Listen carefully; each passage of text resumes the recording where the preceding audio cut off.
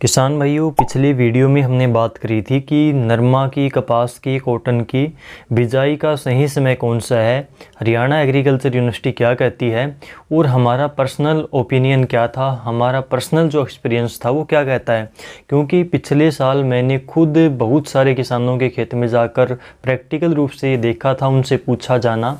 कि उन्होंने कौन सी वैरायटी लगा रखी है, कौन सी नीचे खाद डाली थी, ऊपर उन्होंने स्प्रे कितने किए हैं, कौन कौन सी दवाइयों के स्प्रे किए हैं। तो ये पूरी जानकारी के आधार पर मैं आपसे इस वीडियो में बात करूंगा कि आपको इस साल कौन सी वैरायटी कपास की, नरमा की, कॉटन की लगानी चाहिए। तो ये जो आपका कन्फ्यूजन है कि कौन सी वैरायटी ज़्यादा उत्पादन देगी, कौन सी वैरायटी इस साल मैं लगाऊं जिससे से ज़्यादा पैदावार मुझे कपास की मिले, कॉटन की, नरमा की मिले,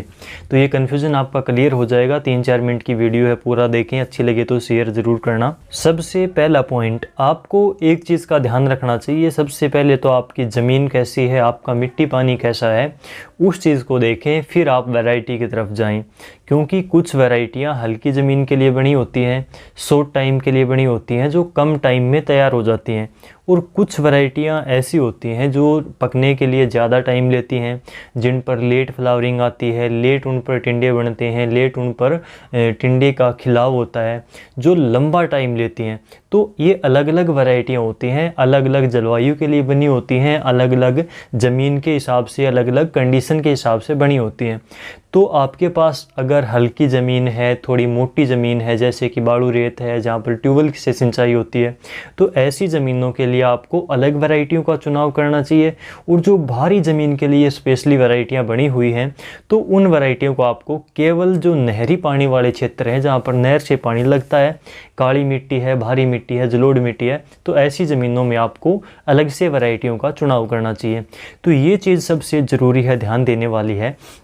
इसके अलावा एक चीज़ वैरायटियों के अंदर सबसे मेन होती है,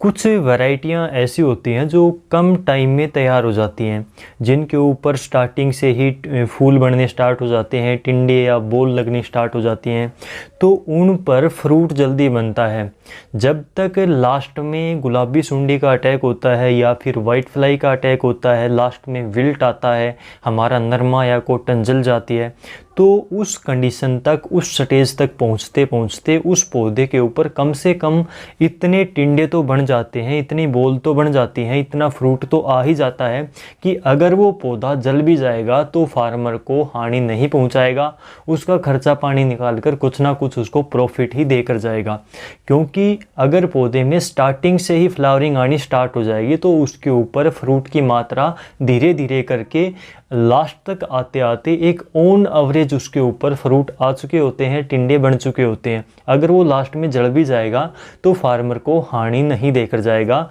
वो फार्मर को लॉस में छोड़कर नहीं जाएगा। तो इस प्रकार से आप अपने क्षेत्र के हिसाब से ये देखें कि आपका क्लाइमेट कैसा है, आपका मौसम कैसा रहता है, लास्ट में आपके एरिया में नरमा की, कपास में कौन कौन सी बीमारियां आती हैं, किस टाइम के ऊपर अटैक होता है, तो उस हिसाब से भी आपको वैरायटी का चुनाव करना चाहिए। इसके अलावा कुछ वैरायटियां ऐसी होती हैं जिनके ऊपर लेट फ्लावरिंग आती है, पहले पौधा अपना पूरा विकास करता है, उसके बाद में उसके ऊपर फ्लावरिंग आती है, फूल आते हैं, फल बनना स्टार्ट होता है, और जब तक उस पर फूल आने स्टार्ट होते हैं और फल बनना स्टार्ट होता है, उस टाइम के ऊपर जाकर उसके ऊपर गुलाबी सुंडी का अटैक हो जाता है, वाइट फ्लाई का, सफ़ेद मक्खी का अटैक हो जाता है, दूसरे रस चूसक कीटों का अटैक हो जाता है, बारिश का अटैक होता है, बारिश की वजह से भी फूल पत्तियाँ नीचे झड़ जाती हैं, फ्लावरिंग नीचे गिर जाएगी तो उसके ऊपर टिंडे नहीं बन पाएंगे अच्छी मात्रा में, तो फार्मर को काफ़ी लॉस हो जाएगा, काफ़ी नुकसान में किसान चला जाएगा। तो इन चीज़ों का आपको ध्यान देना चाहिए कि आपको कम टाइम में तैयार होने वाली वैरायटी लगानी है या फिर लेट या फिर ज़्यादा टाइम में तैयार होने वाली वैरायटी आपको लगानी है। आपका एरिया कैसा है, मौसम कैसा है, तो इन चीज़ों के ऊपर आपको विशेष रूप से ध्यान देना चाहिए। अगर आपके एरिया में लास्ट में जाकर गुलाबी सुंडी का अटैक ज़्यादा होता है, वाइट फ्लाई का अटैक ज़्यादा होता है, विल्ट की समस्या आपके खेत में ज़्यादा आती है, तो आपको कोशिश करनी चाहिए कि आपको कपास, नरमा, कॉटन की बिजाई पहले ही अगेती ही आपको करनी करनी चाहिए, ताकि लास्ट के टाइम तक जब बीमारियों का समय आता है, नरमा ख़राब होने का समय आता है, उस टाइम तक आपका पौधा फलों से भर जाएगा, आपके पौधे पर फल और फूल का पूरी तरह से विकास हो चुका होगा, तो वो आपको लॉस में नहीं लेकर जाएगा। तो इन चीज़ों का आपको कपास की वैरायटी का चुनाव करते समय पर ध्यान रखना चाहिए, तो आपके लिए बेहद फ़ायदेमंद होगा। और कपास की, नरमा की, कॉटन की कौन कौन सी सबसे अच्छी वैरायटियां हैं जो कि 2022 में सबसे ज़्यादा प्रोडक्शन किसानों को देकर गई थी, तो उनके बारे में हम अगली वीडियो में बात करेंगे, जो कि आपको जल्द ही मिलेगी। आज के इस वीडियो में बस इतना ही। नमस्कार, जय हिंद।